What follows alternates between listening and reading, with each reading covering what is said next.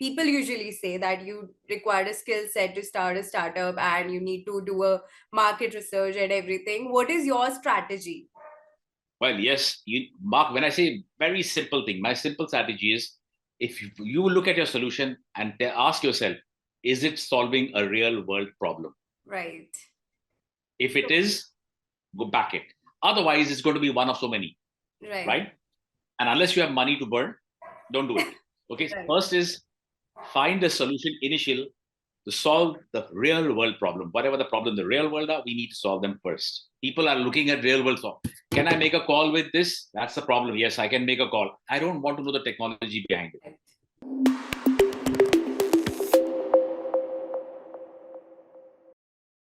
Hello everyone, my name is Panisha Puri. Welcome to our channel Xaphal, and today we have with us Mr. Raj Kapoor, who is the founder of India Blockchain Alliance, the largest Indian emerging technology tech think tank and an advisory board member at over 20 blockchain companies, and is also a TEDx speaker. Let's find out more about his journey. Welcome to our channel. How are you? Oh, I'm fine. I mean, if you're telling me or you're telling the channel, I'm fine. I don't know about the channel. I'm sure everybody's fine after such a lot of holidays. I'm sure of that. Yeah.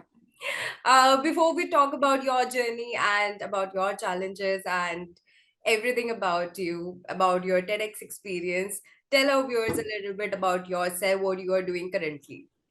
Well, as you know, my name is Raj Kapoor, and I'm the founder of the India Blockchain Alliance, which now becomes the largest think tank in the blockchain space in this subcontinent, if not in Asia. I think now it's very soon in Asia as well. Yes. Maybe it's in Asia already. Anyways, the idea of this was basically bring in adoption of a new technology. Blockchain is a new technology. Right. A lot of people are confused about it. Most of them think it's Bitcoin, which is clearly is not. Right. And it's just Bitcoin is one small part of a blockchain. Right. It's a lot of confusion and there's a lot of information asymmetry. There are not too many people who understand the subject. So the idea of India Blockchain Alliance was to make people understand that this technology is going to be the technology for the future.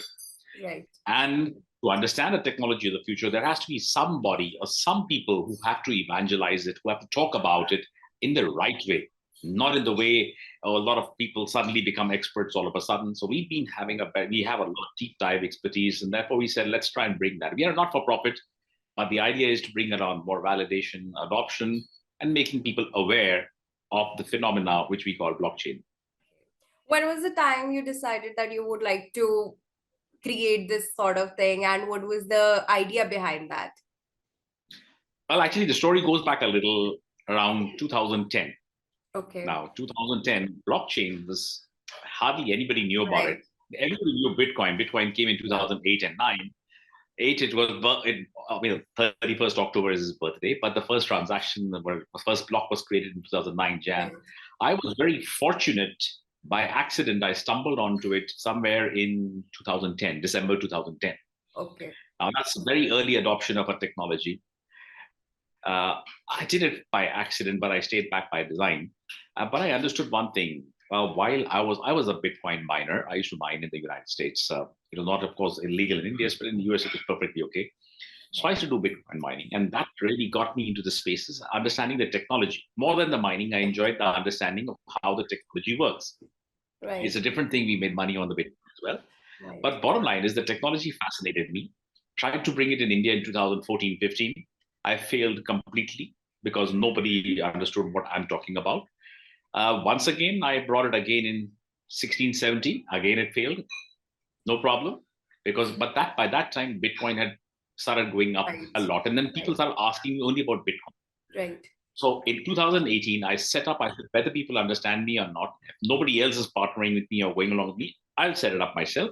And in 2018, we set up the India Blockchain Alliance with the core idea, which I told you, to bring about awareness. And then, well, long story short, from that time, 2018 to 2022, our journey has been nothing short of phenomenal. We work now with more than 200 universities across the country, universities and colleges, helping the students understand what is blockchain, Web3, NFT, metaverse, all words which were not even there a year and a half back, and making a resource pool of very strong developers and professionals in the blockchain space so that people Now, when we become the blockchain capital of the world, which is exactly what I really wanted, I want India to be the Web3 capital, the blockchain capital, where people come, like they used to come to Nalandas. In short, the Nalanda of blockchain is what we want to create. So that's one.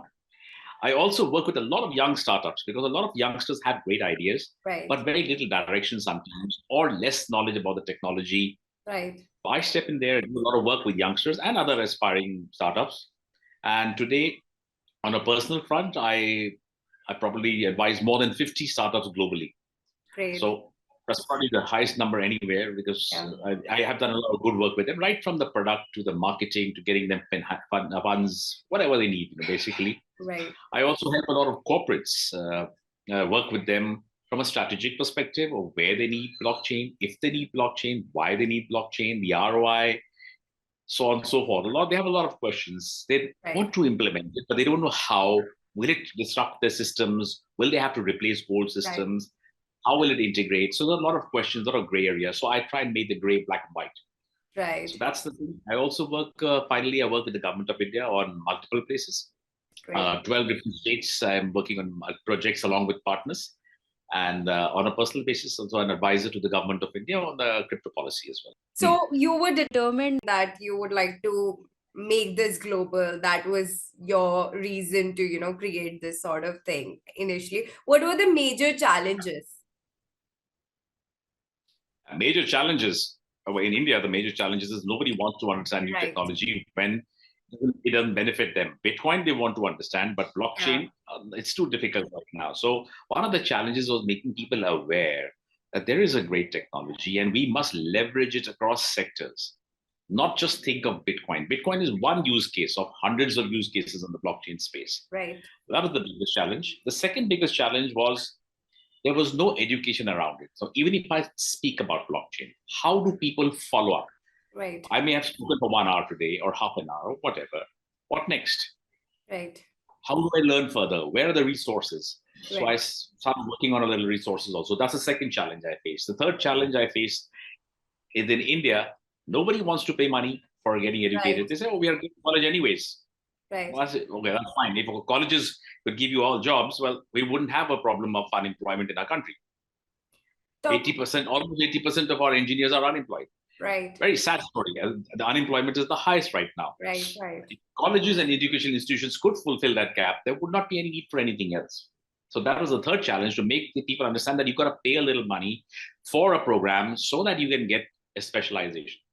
Fourth, working with universities and colleges, good experience, but again, same problem. Lack of knowledge, lack of understanding. Why should I put blockchain, or why? We have a center of excellence in something else. Well, that's fine. There are different technologies, all have different applications. Blockchain is going to be all pervading over the next few years. It's a decentralized technology, the safest form of technology. So it's going to be there. And it works with AI, it works with cloud, it works with cybersecurity. It works with all technologies. It does not replace them, it includes them. And therefore becomes an umbrella technology. So an umbrella technology is even more vital than the other technologies. And the way they work in tandem is really important. Major challenge for any startup is to create awareness and to make people understand that you need this technology. So how you spread this awareness? Well, I do a lot of, personally, I do a lot of events. I speak at many universities, colleges. I don't charge them anything. I say, you be aware and then decide whether you want to sit down and do something more. I try and offer whatever I can, free resources wherever I can. I work with startups to make them understand where they need the blockchain application and where they don't need applications, thereby reducing their costs, increasing efficiencies, and making a better ROI for themselves and their better valuation, help them with MVP. So again, awareness is created by speaking continuously. And I'm not talking about only tier one. Tier one still has access to information. Tier 2 and tier 3 is where I really focus on sometimes, because we have a lot of talent, but they don't have a direction, or where do they look for? Where's the North Star? Where's the guiding star? So a lot of work I do in tier 2, tier 3. In fact, my Telegram has got 32,000 students approximately, where I do a lot of programs on Telegram for them, just free of charge, mostly just creating awareness. That's more important. And I keep sharing resources. You also use social media as your medium to spread awareness. I do it mostly on LinkedIn personally. My team members do it from maybe other platforms. I'm a LinkedIn fan. Right. Yes, I do it. So if somebody follows my page, basically, there is a lot of information they can keep getting from day to day. Every day, there is some new information or new news. I also have, if you've joined me on WhatsApp, then I basically help all of them in whatever they need. If they need free books, I can share free books, free resources, also good paid ones, also which have value. I help them with guidance, creating a career path in blockchain, understanding the different careers in blockchain. Right. So all that, even for startups, how to get started with a blockchain-based startup, and what are the challenges you'll face, and how you have to mitigate them. So yes, awareness, talking. In Right. fact, this year I think I've done about 147 different webinars and seminars and in live person, including TEDx. I am a TEDx speaker, and more than one, two TEDx's I've done, and one I'm doing again in the month of Jan in Bombay. Right. So yes, I speak at multiple events, multiple platforms as a not-for-profit. Again, Right. profit is the secondary matter. The first is awareness. You will not make profits if you're not aware of things. So, what was your biggest fear? Is there any time you thought like this technology is new for Indians and maybe they'll not able to adapt it? So, is there any fear back in your mind that whether this will work or not? No, I never had any fear. I was very convinced right from the time I started my journey. 2010, I started my journey. If somebody starts a journey in 2010 and sticks to it for the next 12 years, Right, true. it's a faith in your own abilities Right. and the technology. More important, the technology. The technology is the the bigger picture here. We have faith.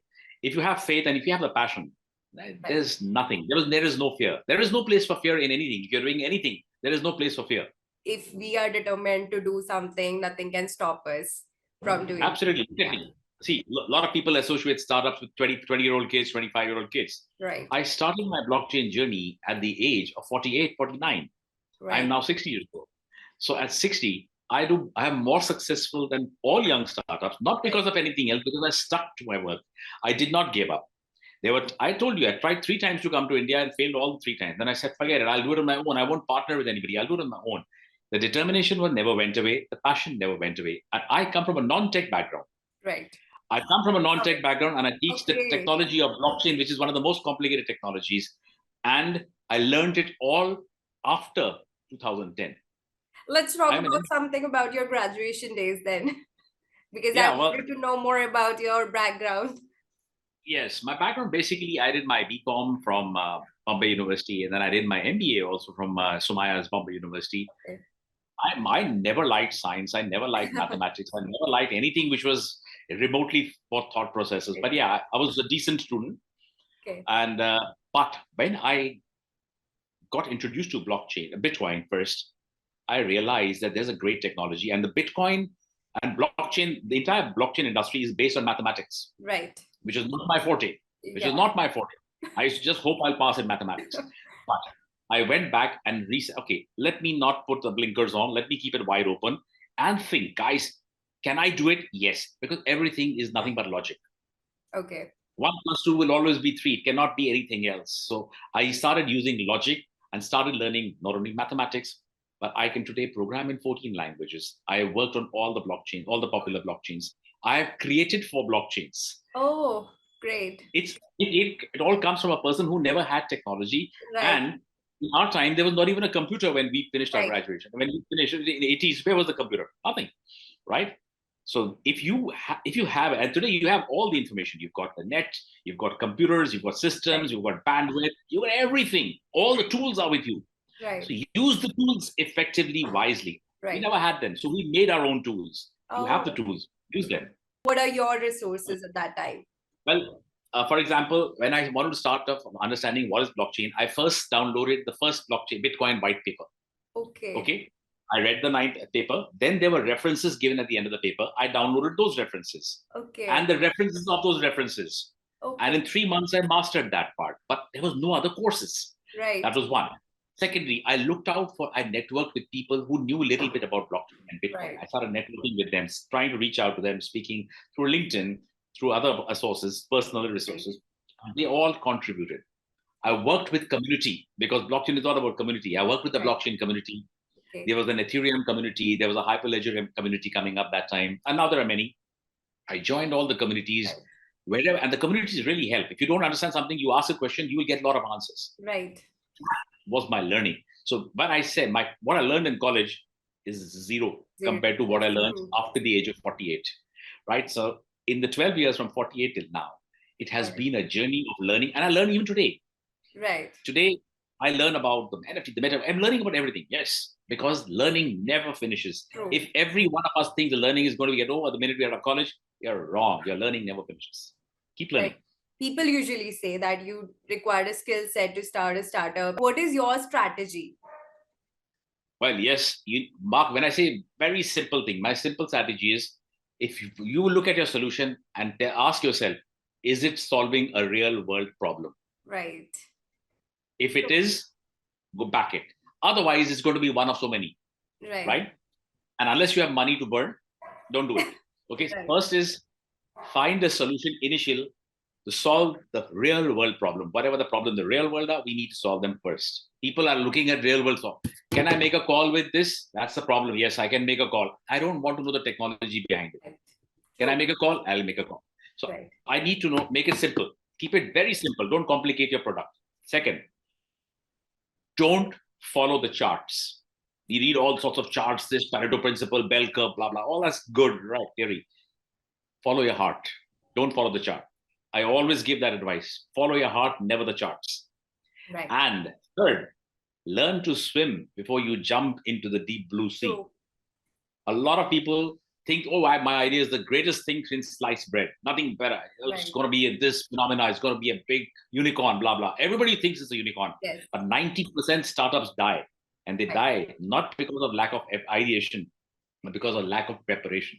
Right. Learn to really take, there's a saying which says, when you want to cut a tree, you spend 95% of the time sharpening your axe. Right. Means pre-preparation, and then you chop the tree. Yeah. Now, pre-preparation has to be really solid. You got to tick all the boxes, because put yourself on the other side, and you have to question yourself, and hard questions, and no glossing over answers. Right. Hard questions will always get you the right answers. So yeah, as I said, don't follow the charts, guys. That's fun in school. To do a startup, it also requires a team. So how you build your team? A team. Well, you'll have to find people who think like you and who don't think, I need money. If you don't have, give me money, I'm not. You have to find the same people with the same passion. Right. The string or the chain that connects you should be passion, a common vision, a common mission, a common aim. Right. It's only that remains a team. Otherwise, people will come, decide, okay, it's not for me, and go off. Right. Your team has to be exactly that. For example, my team, we were three of us. Okay. We are with each other since 1998. So 1998 till now, we haven't gone. The team is the same. Okay. The core team is the same. It's the passion of India. When we started, before India Blockchain Alliance, we had another company, but with the same team continues. Right. It has not changed one bit. More people have come in, but the three founders never change. Right. That's the same. So collaboration and trust is very important to create a team. A core team is very important. You got to trust your partner. Yeah, you got to trust your partner. Just like in marriage, you trust your partner. You don't know who she is till you marry her. Then, and she doesn't know who you are when she marries you. So you both got to give each other, be empathetic, earn the trust. Right. And then when you work in sync, in tandem, success comes. You think in different ways, and you have too much, and get rid of your ego. Right. The ego, put in the dustbin. No place for startups. No place for anything in life for that matter. Right. Talking about one particular skill that is called leadership, how you develop that leadership skill in you. Leadership is all about caring for your people. Leadership is about bringing them all up together. It's not about your own self. I am the greatest. I know this. I may know the maximum, but I'm not a good leader if I can't inspire my team to do that along with me. He has to be inspirational. He has to lead by example, and he cannot you cannot be an armchair leader anymore. Right. You got to roll up your sleeves and work with everybody, work along with everybody, and take the team together. That's one part of the leadership. The second thing is a leader has empathy, not sympathy. Right. He thinks for others. He tries to work out their solutions as well. He also is a constant learner. A leader has to be a constant learner. You cannot say, oh, I know everything. I am still learning. Right? We are all leaders or not, but the learning process never stops in leadership. Right. And the ego has to always go. There is no scope for ego in leadership. If you talk about you are a TEDx speaker, tell our viewers a little bit about how you develop that confidence to speak to communities. Two things happen. One, when you speak to any audience, Right, close your eyes for a minute and think there is no audience in front of you first. And then you speak from your heart. If right, you practice too much and speak, it won't work. See, today you and I are speaking, we're having a conversation, right, right? Even the audience wants a conversation. right, They don't want to hear your lecture. right, They may want to know, okay, that is if they're in college, they will listen. But if it's a TEDx or an event where you're talking to people, right, your heart needs to reach out to their hearts. You need to have a heart soul connect. You right, need to have great ice breaking skills of how to connect with the audience from the first sentence you speak. right, It's the most important sentence. Your first 2 minutes decide everything. right, So the very fact that I'm invited to the third TEDx now is because I connect with, somebody must be connecting with the people. So right, connect with the people, speak from your heart, don't over prepare. If right, you know your subject, if you know what you're going to talk about, you can talk about anything. If I tell you talk about the IPL, you'd say you can speak anything, right? You'll speak from your heart. This is my favorite subject, right, this team. You'll know everything. Same thing in when you speak from your heart. right, Speak what you want to speak. Don't try and be somebody else. right, Don't copy somebody else's speech. Be yourself. Be original, guys, right. and put yourself in the shoes of the audience and say if you like what you hear, they will also like what you hear. So how you do your preparation? I don't prepare. Oh, really? Like about any topic? Never. Great. If you're sure about your topic, if you're sure about the subject, you don't have to prepare. You Right, already know the answers. It's a right, question of how you want to put it. right, And you put it in a very simple way. You don't complicate it. Make it simple for them to understand. Don't think that everybody is in it as much into technology as you are. Somebody else may not be. My wife is not. right, So if I have to explain to my wife a metaverse, I will not give her the metaverse stack, tech stack, and all that. I'll not tell her that. I'll just tell her what it is. In simple words, it's a virtual world. Finish. That's all she needs to know. Keep it simple. Don't complicate. Don't show that you're a great power and knowledge guy. All right, you may be fine, but right. you should have to show that off, man. When was the time you become nervous? Is there any time in your life then you where you become nervous? It was your first time on stage or anything like Mm, that? Frankly speaking, I've never been nervous, so I cannot really relate to that because the first time I stepped onto a stage, it was one of the biggest events which had happened, and I was actually looking forward to it.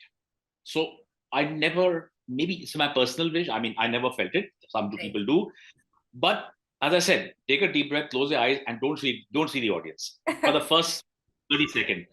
Afterwards, keep seeing only the audience.